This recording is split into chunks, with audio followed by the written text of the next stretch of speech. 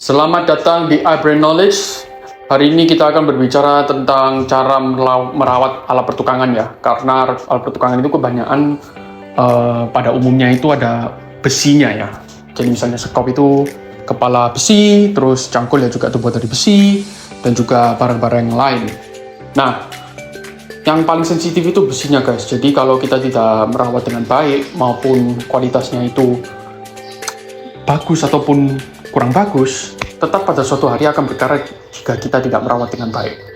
Jadi ini ada beberapa tips yang penting dan juga ada beberapa tips yang ya bisa dilaksanakan tetapi ya sebagai optional saja.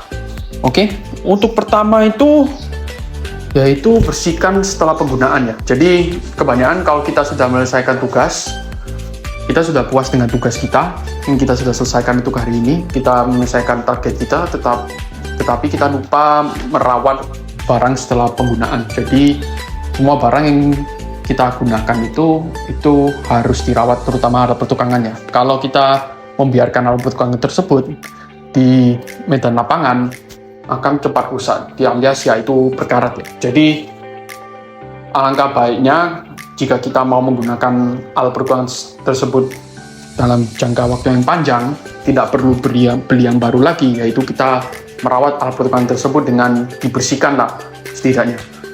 Dibersihkan bagian besinya, terutama yang sekop, kalau terkena tanah, itu tolong dibersihkan dengan air. Lalu dikeringkan ya, jangan lupa. Karena kalau besi terkena air dan tidak dikeringkan, maka akan berkarat. Lalu di sini ada poin kedua, yaitu ya ini, yang tadi saya bicara itu hindari air dan kelembapan ya. Jadi besi rentan berkarat jika berada di lingkungan lembab. Ya benar ini. Karena saya sering dengar kasus di mana kalau kita meletakkan barang di tempat yang lembab, apalagi kalau kita berada di tempat dekat laut atau bagaimana yang lembab, yang tingkat kelembapannya itu tinggi, itu bisa meningkatkan korosi yang cukup cepat ya. Jadi lebih baik, alangkah baiknya alat besi tersebut itu jangan diletakkan di kelembapan yang tinggi. Jadi kalian kalau bisa direkomendasikan mempunyai alat yang bisa mengecek kelembapan itu. Nah, terus yang poin ketiga ini yaitu lapisi dengan cat atau pelapis khusus ya. Nah, lapisi dengan cat atau pelapis khusus ini itu kalau menurut saya itu opsional ya, karena biasanya kalau barang bawah kualitas itu sudah ada pelapisnya sendiri. Nah, tetapi kalau misalnya yang kurang bagus itu tidak ada pelapisnya, ya kita bisa bedakan lah, ada alat yang mahal dan alat yang lebih murah, ya itu kenapa alasannya. Nah, tetapi meskipun ada pelapisnya pun, kita tetap harus merawat dengan baik, karena suatu hari pelapis itu tidak bisa melindungi selamanya, tetap harus dirawat seperti seolah-olah tidak ada pelapisnya gitu loh. Nah, tetapi kalau kalian mau memberikan perlindungan ekstra, yaitu kalian bisa bisa memberikan pelapis saja, tidak masalah. Jadi pada poin keempat ini yaitu gunakan pelumas atau minyak ya. Nah, ini juga penting ketika kita tidak ingin menggunakan barang tersebut. Jadi misalnya kita beli barang lalu kita lapiskan dengan minyak gitu loh. Nah, terutama di salah satu barang cap mata itu yaitu gergaji kayu, itu kita memberikan minyak. Jadi ketika customer berbelanja gergaji kayu tersebut, itu sudah ada minyaknya, pelapis minyaknya. Jadi itu menghindari korosi. Jadi bisa disimpan di tempat yang kering dan juga dalam waktu yang lama. Itu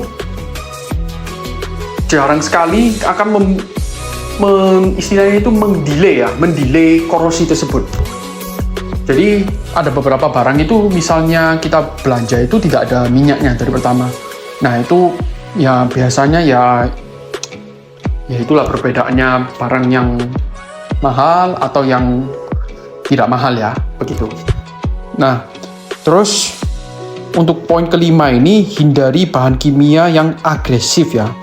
Nah, tentu saja kita alat besi itu harus menghindar dari kimia yang tidak jelas seperti itu, terutama seperti cairan setan itulah. Ketika alat besi kita terkena cairan tersebut, maka ya dalam hitungan jam atau mungkin hari akan terkorosi semuanya, akan berkarat.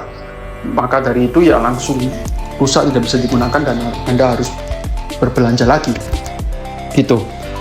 Nah, terus poin berikutnya yaitu perbaiki kerusakan segera. Nah, ini penting guys. Jadi korosi itu tidak seperti, gimana ya menjelaskannya, itu seperti bakteri. Jadi ketika alat pertukangan kalian atau alat besi kalian itu ada korosinya, itu segera harus diperbaiki gitu loh. Diperbaiki itu dalam arti ya bersihkan secara rutin, diulang-ulang terus begitu, karena dia itu bisa merambat. Jadi korosi itu bisa merambat guys. Nah, jangan salah, benda mati korosinya itu bisa merambat. Nah, terus poin yang terakhir yang paling penting itu ya agar kita tidak ada masalah apa-apa dengan alat besi kita itu ya simpan dengan baik. Jadi yaitu dalam poin yang sebelum-sebelumnya yang kita jelaskan itu ya tentang jangan di tempat yang lembab ataupun di tempat yang banyak bahan kimianya gitu, untuk menghindari risiko-risiko tersebut. Jadi terutama itu poin pertama itu ya pokoknya kita harus simpan di tempat yang tidak ada lembabnya, terus dan juga kering ya. Terus kita rutin mengecek juga alat besi tersebut ya, rutin ya, tidak harus setiap hari lah, mungkin 2 hari 3 hari sekali dicek lah gitu loh, tidak masalah. Terus ketiga, yang penting itu setelah digunakan itu tolong dibersihkan guys, itu yang paling penting. Oke, sekian, terima kasih.